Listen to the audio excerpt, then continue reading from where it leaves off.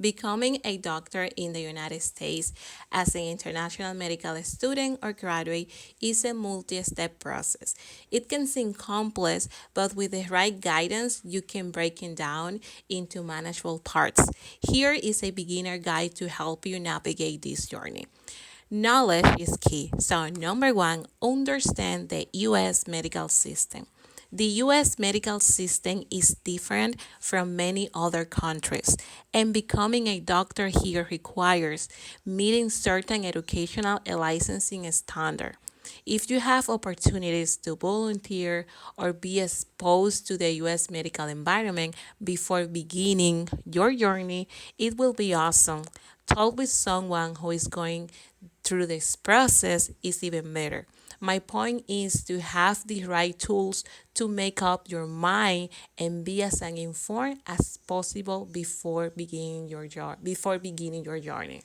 Number two, verify your medical degree.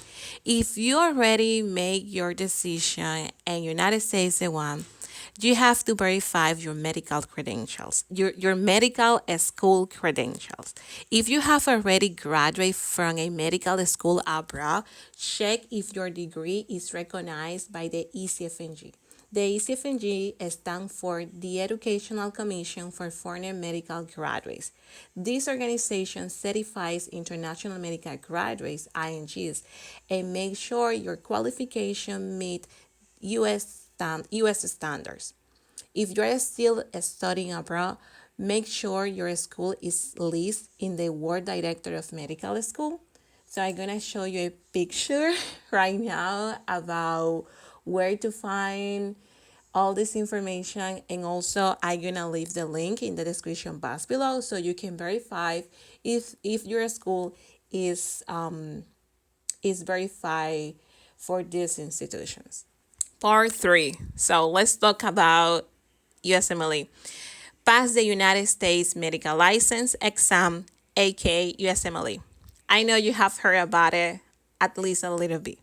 The USMLE is a series of exams that assess whether you are ready to practice medicine in the US. These steps are crucial, and we have three of them.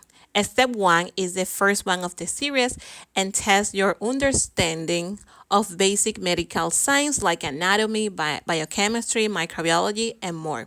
Step two, also known as CK, which is clinical knowledge. This one tests your ability to apply medical knowledge in real clinical setting. And then we have step three, which this test is more like in the during resident. You take during resident, the first year of resident, and test your ability to manage patient care. You can take it in the first year of resident or before resident, but it's really more common that people take it in the first year of resident or during the resident. And as I said, it's more like manage patient care. Also, you have to know that step one is pass and fail and is 8 hours of a test. Step two, having a score, and step three too. Step two is like 9 hours, and step three is like 2 days. And as you can imagine, that is a really good amount of time just for a test. So you have to study a lot for take each one. Also, something that I just wanna, say here, instead of certain countries, I know in Latin America, in certain countries in Europe, like Spain, you only have to pass a test and that's it. And if you get a really good score, you have like a really almost 100% possibility that you will get in a specialty. In United States different. So only take the USMLE is not enough. You have to do more stuff, and they call holistic application. So just passing, for example, in Mexico, if you pass a test, which is the National Medical Test for Resident, I'm not sure about the name. If you pass that test and if you get a good score, you're gonna get into medical resident. no cap. In United States is entire different. The USMLE is a must. It's part of the requirements, but it's not the only thing. And just passing the USMLE, it doesn't mean or it's not equal to get a spot during your medical resident application. So USMLE is a must. I just want to let you know that USMLE is a must, but in the end of the day, it's just a requirement. Just the USMLE is not enough. Let's see point four or step four of this guide. Obtain ECFNG certification. After passing the necessary USMLE exam, step one and step two, you don't need a step three for this point, just step one and two, you must get ECFNG certification. This certifies that your medical education is equivalent to US standards. So you need step one and step two, as I said, OET, which is an occupational English test.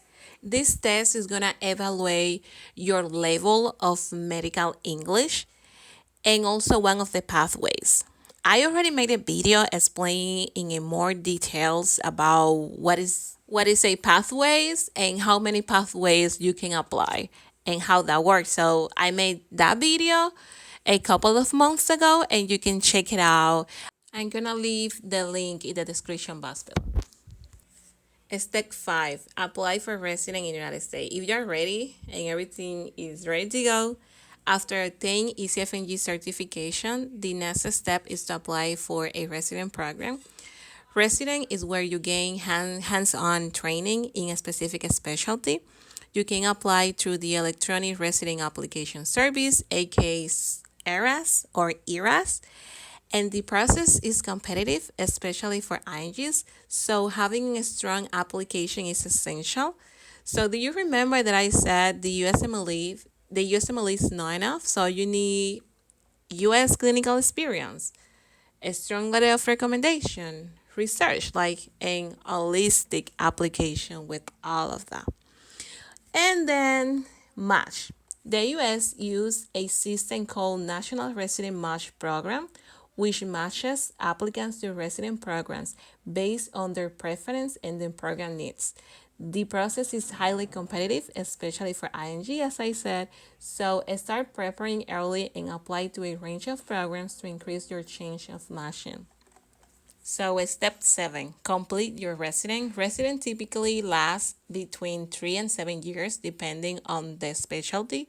During the resident, you will work in hospital and get hands-on clinical training under the supervision of experienced doctors.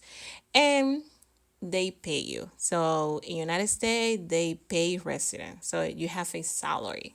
So this is a big picture, like a general information related medical resident in United States and how is the process for international medical graduates. If you like this type of content, please follow me on Instagram. I'm really active on Instagram. I try. And also you can follow me here for more videos. Bye.